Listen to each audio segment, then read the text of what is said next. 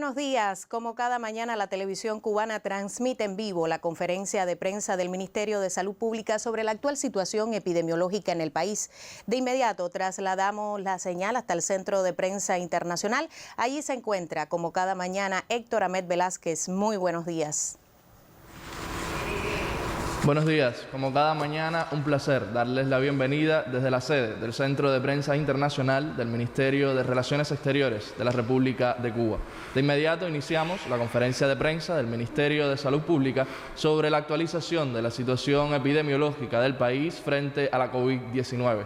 Nos acompaña, como ya es habitual, el doctor Francisco Durán García, director nacional de epidemiología del MINSAP. Doctor, buenos días.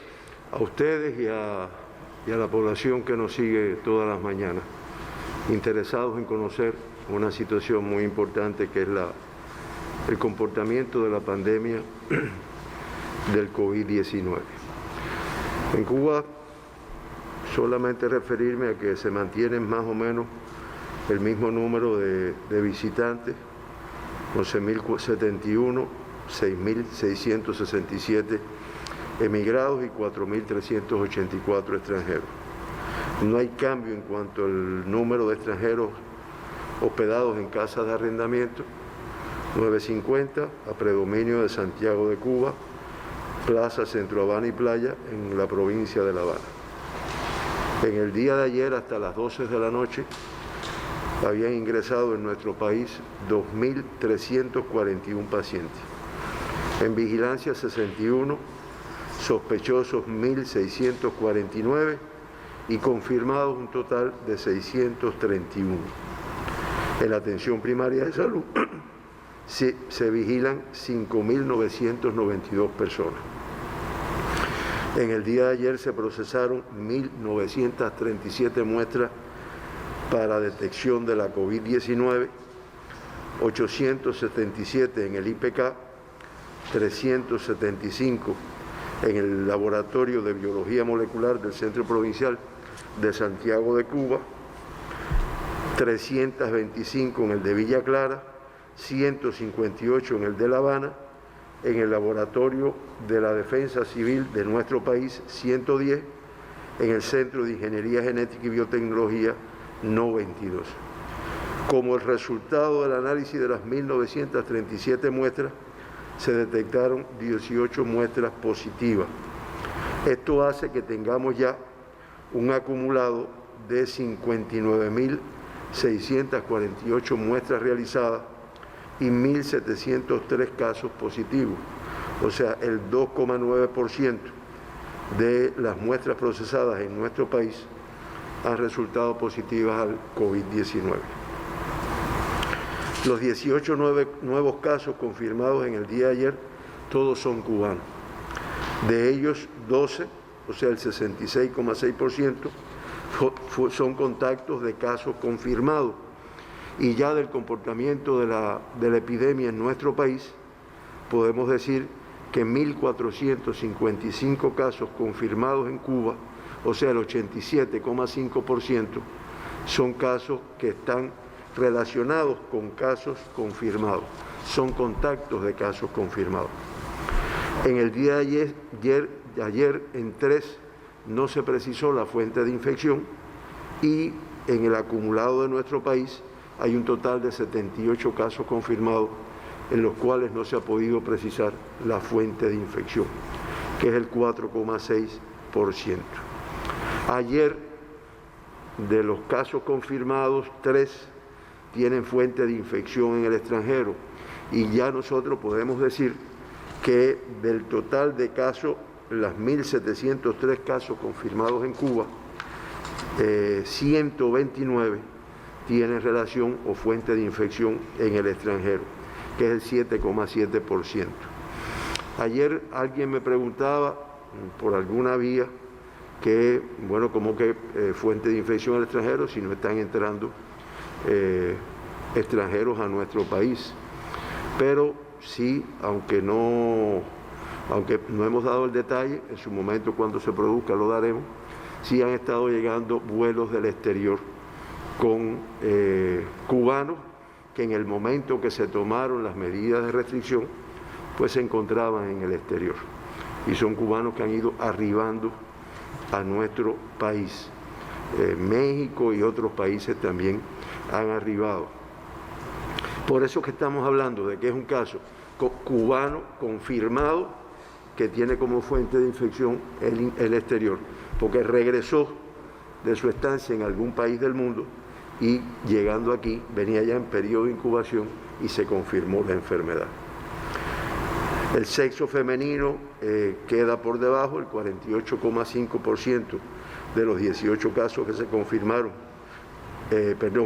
queda por encima el 55,5% de los casos confirmados en el día de ayer, o sea, 10 son del sexo femenino. No obstante, en el acumulado de todos los casos confirmados, el 48,5% es del sexo femenino.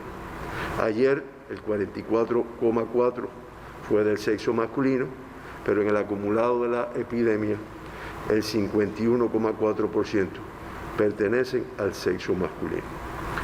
El 77,7% de los casos confirmados ayer son asintomáticos, grupo de mucho riesgo, porque no se detecta, a no ser que se estudie por alguna de las vías que hemos explicado aquí. Y ya se acumulan 810 casos confirmados en Cuba que han sido asintomáticos en el momento del diagnóstico. El 48% de todos los casos confirmados hasta la fecha. De los 18 casos confirmados ayer, el número mayor está entre 40 y 59 años, 10 casos confirmados en ese grupo de edad, seguido de los de 60 y más años, con 5 casos. Las provincias en las cuales se confirman un mayor número de casos, está La Habana en primer lugar, que confirma en el día de ayer 8 casos, 3 del municipio San Miguel del Padrón, 2 del municipio Marianao y 1 del municipio Plaza, 1 de La Lisa y 1 de 10 de octubre, para un total de 8 casos confirmados en la provincia de La Habana. En Mayabeque, un caso confirmado de San José de las Lajas, y esclarecemos, porque también ayer no dijimos el municipio, el caso confirmado de ayer también es de este municipio de Mayabeque. En el caso de Villa Clara, son 2 casos confirmados del municipio Santa Clara. En Santi Espíritu, los 2 casos que se confirman ayer son del municipio Taguasco. En Ciego de Ávila, los 2 casos que se confirman ayer, uno es del municipio Ciego de Ávila y uno es del municipio Morón. En Camagüey, el caso confirmado es del municipio Nuevita, y los 2 casos confirmados en el día de ayer de la provincia de Holguín son del municipio Holguín. De los 1.703 casos o pacientes diagnosticados en nuestro país con la enfermedad, 617 presentan una evolución clínica estable. Esto, si usted analiza de los casos activos, y yo, porque algunas personas me dicen, bueno, ¿y a qué usted se refiere como caso activo? Creo que ayer cuando hablamos del comportamiento de las curvas, hablamos de qué nos referimos. Activo, yo le decía a los matemáticos cuando me explicaron, bueno, activo es el que está confirmado y está hoy ingresado en alguna unidad de salud. Porque del total de casos confirmados, usted quita los que ya han fallecido, lamentablemente, los que ya se han evacuado y los que están de alta. Por lo tanto, ¿qué es lo que queda? Los que están ingresados en estos momentos. Entonces, los casos activos al día de hoy, o hasta las 12 de la noche de ayer, eran 631 personas, que de esas 631, con una evolución clínica estable, está el 97,8%, o sea, 617. No notificamos ningún fallecido en el día de hoy. Eso creerán que es mentira, pero para mí es de halago, ¿no? Realmente no tener que reportar ningún fallecido, porque denota que se está salvando vidas. Siempre es desagradable para los familiares y demás compañeros. De esta forma se acumulan 69 fallecidos hasta los últimos que tuvimos hace 2 días, y eso da una tasa de letalidad de 4,05. Siempre mencionamos los 2 extranjeros que se evacuaron, y ya en el día de hoy se acumulan de los 1.703 pacientes diagnosticados, 1.001 altas, o sea, 1.001 personas que han rebasado su enfermedad y se encuentran de alta en estos momentos. Fueron 4 en el día. Esto representa el 58,8% de los casos que han sido confirmados en nuestro país.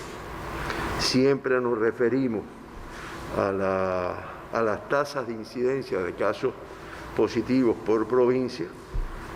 Estoy hablando de tasas por 100.000 habitantes, y en este caso, al igual que días anteriores, el municipio especial de Isla de la Juventud se mantiene en el primer lugar con una tasa de 50,4. La Habana le sigue con 37,9, Villa Clara con 25,2, Ciego de Ávila con 16,7, Matanzas con 17,5, Santi Espíritu con una tasa de 14,4, Mayabeque con una tasa de 12,5, Holguín con una tasa de 9, Pinar del Río con una tasa de 8,6 por 100.000 habitantes, Artemisa 6, Cienfuegos 5,9 y Camagüey 5,1 por 100.000 habitantes. Ya por ahí el resto de las provincias quedan por debajo de 5 en este caso. Esto ha sido el comportamiento, así se mantiene, y las tasas de incidencia lo que denotan es los territorios donde hemos tenido una mayor incidencia, valga la redundancia, del número de casos confirmados como tal, independientemente de que no siempre hable de que se mantengan en esa situación. Nosotros podemos aportar que en el día de hoy, o hasta ayer, los 1.073 casos confirmados, 1.703 casos confirmados, se encuentran en 106 municipios de nuestro país. Y en cuanto a la tasa de letalidad, que yo dije que era de 4,05, la letalidad en nuestro país era de 4,05%. Hasta el día de ayer, la letalidad en la región de las Américas es de 5,76. Y de los 35 países de la región de las Américas, 10 tienen tasa de letalidad por encima de 5,76 en este sentido. Bien, también me han preguntado que cuántas altas se han dado por provincia. Esto yo me voy a referir a las altas clínicas. Ustedes saben y ya tienen cultura además de que después de una evolución de 14 días, con una regresión de los síntomas o muy pocos síntomas, regresión de los síntomas, un test de PCR negativo, pues se me da el alta clínica y yo voy para mi domicilio, en donde permanezco en restricción de movimientos, de visitas, con un seguimiento por mi médico de familia, 15 días más.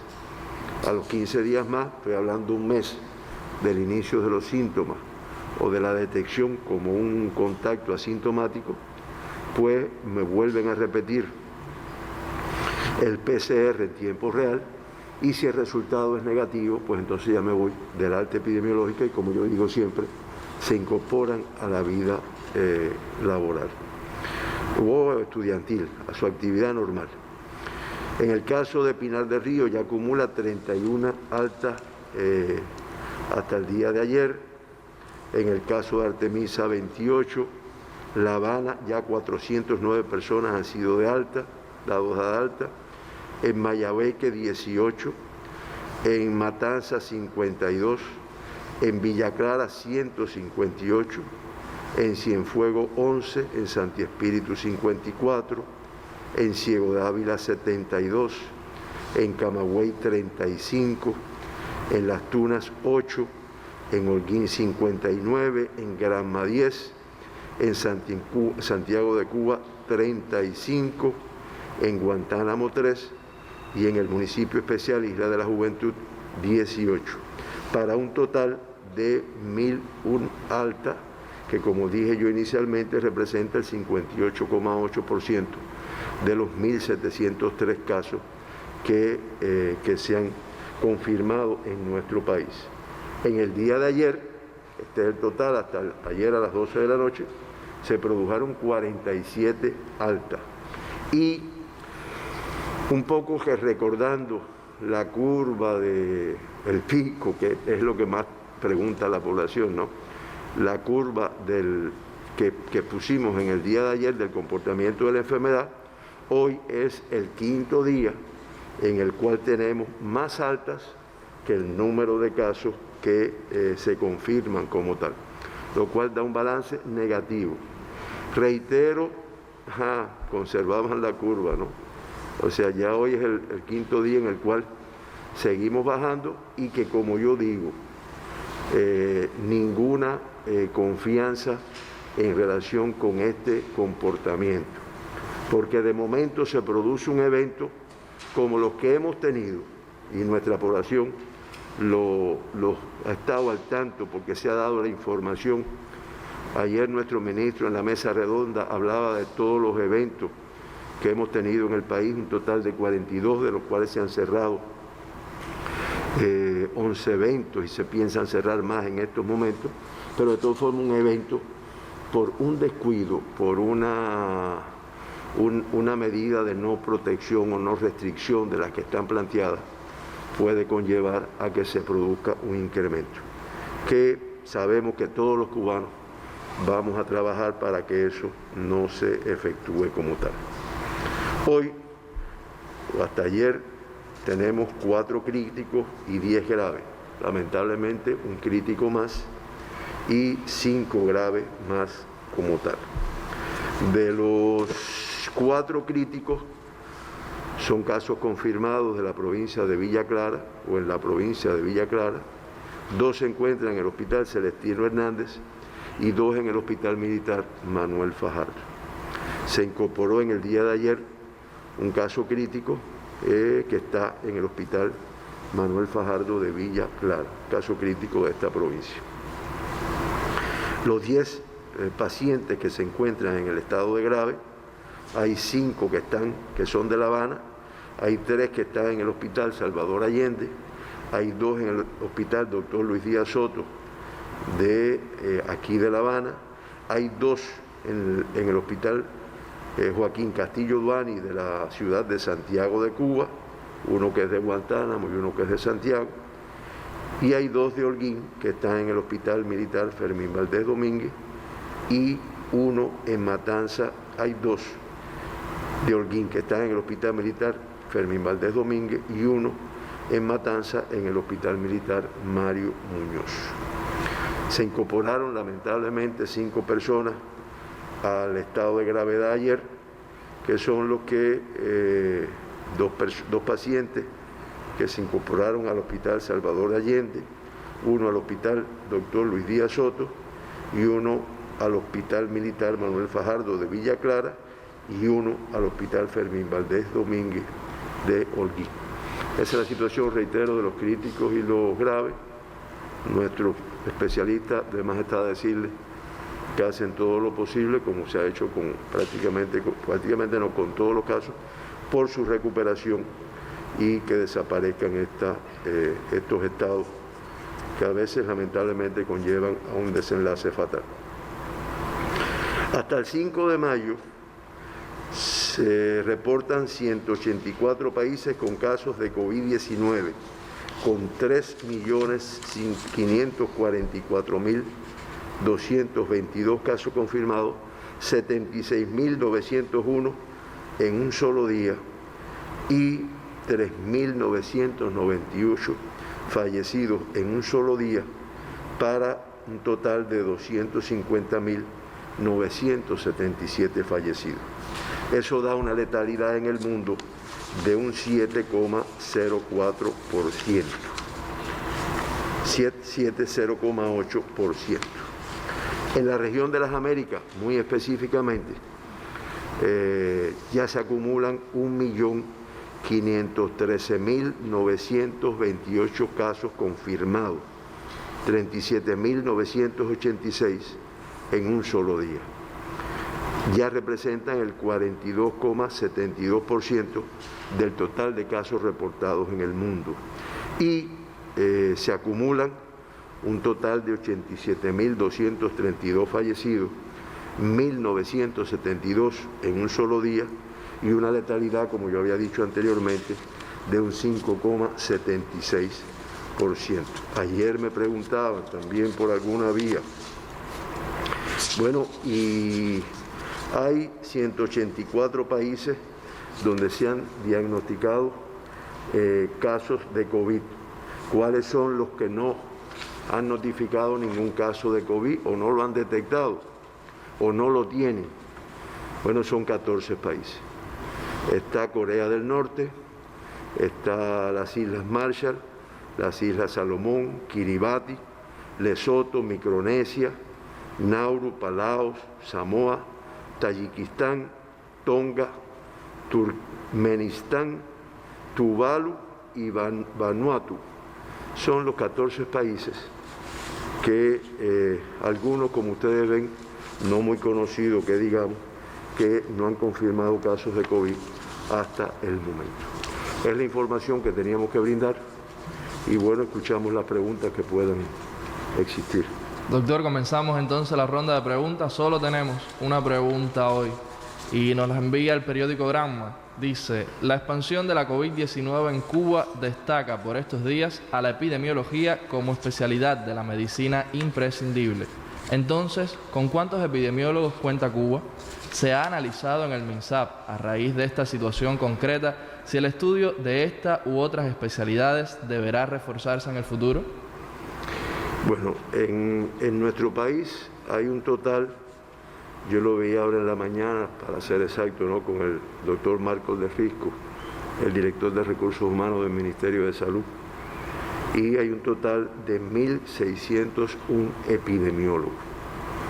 Esa es una especialidad que en una época, cuando yo estudiaba, se hacía epidemiología por un lado, higiene por otro, después todo eso se unió y la formación es especialista de higiene y epidemiología, que es una formación muy integral. Esa es la cifra que hay en Cuba. De las provincias te voy a referir a los de La Habana. En La Habana hay 276. Esta especialidad, que no es que se haya puesto ahora de realce por la situación de la pandemia del COVID, es que tiene que ver con muchos problemas. Y fíjate que no es solo con enfermedades infecciosas, tiene que ver con problemas de salud, tiene que ver con enfermedades crónicas no transmisibles, porque incluye todas las crónicas, cáncer, corazón, insuficiencia renal, o sea, todas las enfermedades crónicas, pero incluye problemas de salud también, como es el alcoholismo, el tabaquismo, la drogadicción. O sea, interviene en todas estas actividades. No son, como me dijo un día compañero, no, porque tú piensas que es el ombligo del mundo. No es que sea el ombligo del mundo, es que tiene que ver con muchos de los problemas de salud que ocurren en el mundo. Y sí, el ministerio nuestro lo evalúa, reitero, siempre lo ha evaluado, para incluso el número de plazas o de capacidades para la formación de especialistas por provincia. Se va haciendo un balance de acuerdo al número de graduados que tienen y donde se pueda hacer un poco más. Por eso reitero, esa sí es la cifra, siempre hace falta más la formación y todos los años. Hoy yo pudiera decir que aquí formándose en La Habana, que no forma solo de La Habana, también de algunas provincias cercana, aunque se forman prácticamente en todas las provincias, tenemos 42 residentes. Son médicos, muchos de ellos ya con la especialidad de MGI, que están en un proceso de formación de la especialidad de higiene y epidemiología. Pero siempre se busca haciendo un balance de acuerdo a las necesidades. Ahora, si ustedes me preguntan, lo más importante es el pensamiento epidemiológico en cualquier profesional de la salud. O sea, no creo que los conocimientos de epidemiología, los elementos técnicos, sean exclusivos de los especialistas. Cualquier especialista de salud pública, sea médico, sea licenciado en enfermería, son de mucha utilidad en el trabajo. ¿Por qué? Porque cuando tú ves, cuando un clínico, cuando un pediatra, cuando un ginecobstetra ve a una persona con una determinada sintomatología, con un determinado problema de salud, tiene que pensar en las determinantes sociales que están incidiendo en ese problema de salud. Muchas veces un problema tipo infeccioso, un problema de un mal hábito, pero para poderlo atender no es solo te voy a poner antibióticos, te voy a poner antibióticos, te voy a ingresar, pero además de eso voy después a tratar de modificar un grupo de aspectos que te lo da el conocimiento epidemiológico de los problemas. Por eso creo que no es exclusivo de los epidemiólogos el pensamiento epidemiológico. Incluso se habla del pensamiento clínico epidemiológico que debe de tener todos nuestros profesionales de la salud. ¿Tú terminaste?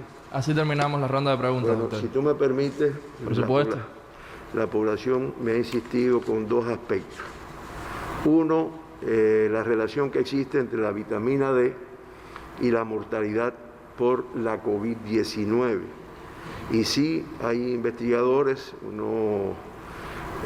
unos investigadores ingleses que han estado vinculando la deficiencia de vitamina D que tienen algunos países. La vitamina D, entre uno de los factores para su adquisición es la exposición al sol.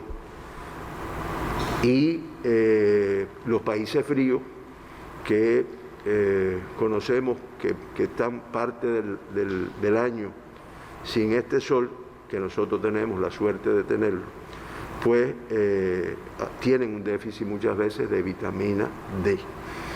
Se ha visto que en estos países donde lógicamente hay un déficit de vitamina D por este factor, pues las tasas de mortalidad por la enfermedad son un poco más elevadas que en otros países, sobre todo en países europeos. De hecho que este grupo de científicos que ha investigado un grupo de casos plantea que el grupo de población más vulnerable también es el que tiene mayor deficiencia de vitamina D. Reitero, son estudios que no están concluidos, pero que sí se ha visto una asociación. La vitamina D, como también conoce nuestra población, que como yo siempre digo, siempre tiene un poco de médico, interviene con una buena salud ósea, ayuda a fortalecer el sistema inmunitario, sistema inmunológico, muy necesario para esta y para otras enfermedades, la absorción del calcio en el intestino, a reducir la pérdida de mineralización ósea que tienen las mujeres posmenopáusicas, y se encarga también del desarrollo de los huesos y el crecimiento. Yo decía que una vía para obtenerles a través de los rayos UVB solares, pero también se puede hacer a través de algunos suplementos vitamínicos y a través de alimentos como son los huevos, los pescados azules, que son esos que tienen esta coloración, el hígado, el aguacate, que ahora nos estamos acercando a la temporada de aguacate, y que creo que eso, junto con el buen sol que tenemos en nuestro país, pues nos ayuda en este sentido a tener una posición un poco mejor. Y una última noticia que también se me acercan es que ustedes saben que a veces hemos hablado y la población conoce personas que han estado ingresadas, que se le ha diagnosticado la COVID y que en un momento determinado le dicen, oye, cuando me fueron a dar el alta del hospital, a los 14, 15 días, la prueba me volvió positiva. Y entonces siempre queda la incógnita, y de hecho no se va de alta, se repite al 5.º día, hasta que se negativiza. Porque bueno, si la prueba es positiva, yo sigo transmitiendo la enfermedad.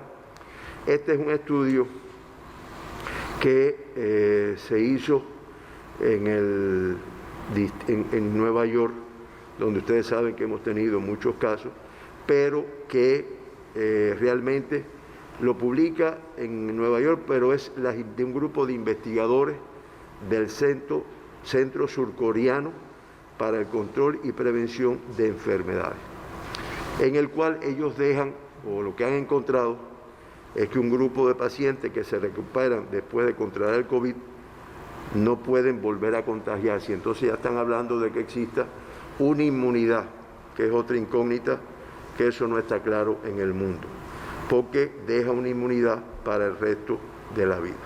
Ahora, ellos plantean que esta positividad que se presenta en un grupo de personas ya transcurrido, ya desaparecido los síntomas, puede estar relacionada con un grupo de fragmentos del virus que se mantienen en el organismo hasta un periodo de 2 meses. Claro, son fragmentos de virus muertos que realmente no provocan transmisibilidad. De todas formas, dichos fragmentos del virus ya muertos serían los causantes de que más de 260 personas en Surcorea hayan vuelto a dar positivo. Esto, reitero, son noticias. Lo que pasa es que para el mundo científico y para todas las personas sigue siendo una enfermedad con un grupo de incógnitas que se van estudiando como consecuencia de lo nueva que es. Y una de ellas es esa: después que la padezco, ¿ya estoy inmunizado para el resto de la vida o por qué tiempo de vida? Después que no me negativizo, me mantengo positivo en el PCR a tiempo real, ¿sigo transmitiendo o son fragmentos de virus muertos que no repercuten en eso? Tenemos que seguir investigando. Recuerdo que en nuestro país nos encontramos todavía en la fase número 2 y batallamos, y sabemos que de conjunto las autoridades de nuestro país, el gobierno, el Estado, el partido, nuestra población, el personal de salud, ni que hablar, pues vamos a trabajar para en ningún momento llegar a la etapa epidémica. Ahora, eso se dice fácil. Para lograr no llegar a la etapa epidémica, que sería la tercera etapa, que sería una situación muy desfavorable para nuestro país y para el mundo en definitiva, pues tenemos que seguir manteniendo las medidas de restricción, que todavía, al menos en La Habana, todavía no se ha hecho conciencia por un grupo de personas en este sentido. Yo sé que se van a tomar un grupo de medidas de restricción un poco más importante. Hoy, o a partir de hoy, no debe circular ningún carro que no tenga la autorización ningún carro estatal que no tenga la autorización, pero de todas formas, para ser honesto, ahora cuando crucé la calle es importante el número de personas, el número de carros. Aquí hay un amigo que pasa por 10 de octubre y dice que allí siempre eso es impresionante, y lo que llamo a el distanciamiento social, permanecer en casa, el nasobuco, el lavado de las manos frecuente, el uso de las soluciones desinfectantes, el acudir al médico ante los primeros síntomas de la enfermedad, no dejar que transcurran muchos días, es lo que nos va a evitar llegar a una etapa epidémica. Por eso en nuestras manos está, y lo que tenemos es que trabajar para eso, porque todos queremos salir de esta situación y salir sin una gran complejidad. Muchas gracias a ustedes, muchas gracias a la población, Y creo que terminamos por el día de hoy. ¿O queda? El agradecimiento para usted, doctor, para los corresponsales nacionales y extranjeros y, por supuesto, para todos los que nos siguen. Nos vemos en la siguiente conferencia. Y ha sido como